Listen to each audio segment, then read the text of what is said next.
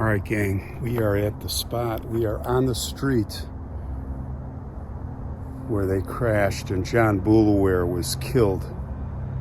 Now, if you're just joining us, this is part 2, Paranormal. Go back and watch part 1. We've got the links here on Faces of the Forgotten. You want to hear the backstory of this accident. But we are investigating now the paranormal side at the accident scene at about the same time of night when this happened. So we're going to walk right now, everybody. And right up ahead here, you can see the curve of the street.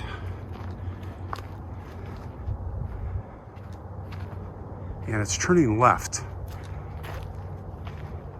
It is very dimly lit. I don't know when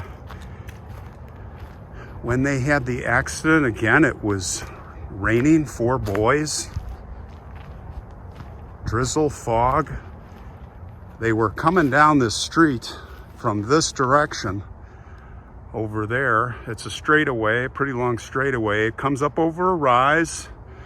We come down this hill, slight incline down, and all of a sudden the road just starts turning left, and it just keeps turning and turning. Now, I'm kind of surprised that it's more of a gradual curve than I thought, and I also predicted that they would be farther down around this curve as it kept curving before they lost control. But no, it was just beyond the second light to the right there is where it happened. And again, if you're joining us, we had 4 boys going to a rock concert. They were all excited, 16 years old.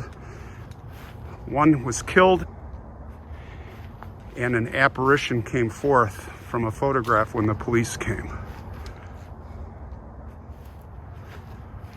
We're going to talk about that. But the one thing I'm noticing, and I did come here first during the day just to make sure, is right up here. These are the trees. Let's cross the street. And the trees are exactly the same. I'm telling you, they are exactly the same from those almost 40 years ago, which I find hard to believe. I mean, they're bigger trees, but even the smaller one here. Now, you see this big one to the right. Now, I've got a flashlight. There's a big one to the right, and there's these 2 to the left. Now, the vehicle was kind of like an SUV looking thing, and it had just missed this tree to the right and just skimmed this little guy, which again, I'm just surprised. It's like the same size. And these were the trees. And in fact, it was this tree here on the left that this is really what wrapped the car up right in the middle. Now, we have here damage. That is the damage. Still, the scar. In fact, there is a hole down there that you can see. If I put the light, well, maybe animals living there, but look at that, guys. That is the scar from the accident. This is it. Still from 40 some years ago. Can you imagine? That is crazy. It looks like we still have some traffic coming here. We're well off the road, so we're safe.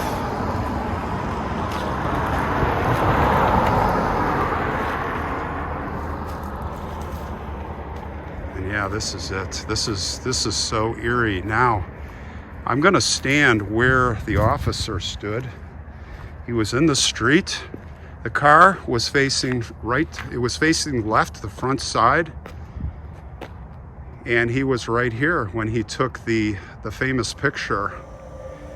Now, what's spooky is in the picture is there are 3 phenomenons besides the boy. Now, of course, the apparition of the soul leaving, but we also had a red and white streaks all over the place, which now the police officer, he went to, years later, he got the photo and the other photos, and he went to photography shops and he wanted to get explanations, and no one could explain everything. They could explain a few things, but not some of the things that I'm going to talk to you about. They could not explain these red and white, they're like lightning, not lightning bolts, but like electrical charges, like a Tesla charges, almost like a horror movie.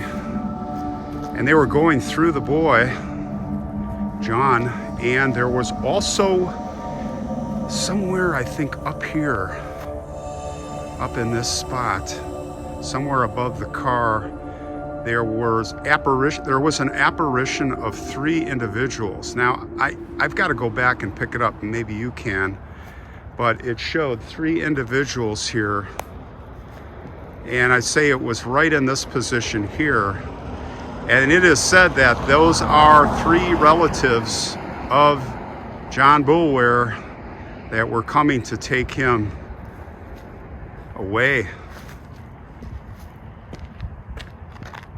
Now, the freakiest thing that I find is if you look at the picture, which would be about right there, driver's side door, guys. Door is partly open, it's shiny, it's a metal skin, the paint dark, and you can actually see right there the reflection of what looks like a lab, which he, I believe, had. It's his dog, and the people are saying that that was his pup, who had passed on before, comforting him as his soul was leaving his body, maybe to help guide him. I guess dogs do have souls, if you can believe it. I can't make a conclusion, but this is where it happened, guys. And yeah, what else can I say? Right here, we are standing, and I'm standing right now. This is the spot where, just above in the car on the passenger's side, he laid and left his body. That poor boy. And we hope he's in a better place right now. So I don't know what you're gonna believe. I'm not telling you you're right or wrong. I am just reporting the interesting facts here, and that's it from St. Paul, Minnesota. This will conclude our episode part 2, and tell me what you think. I'm in the middle. I'm kind of thinking this could be. I mean, there's too much going on in that picture, and it's not like he's flipping the camera around. Otherwise, the whole image would be blurred. So I can't explain it, and I'm amazed by it. Tell me what you think, and let's maybe some of you have some more information. Okay, so over and out.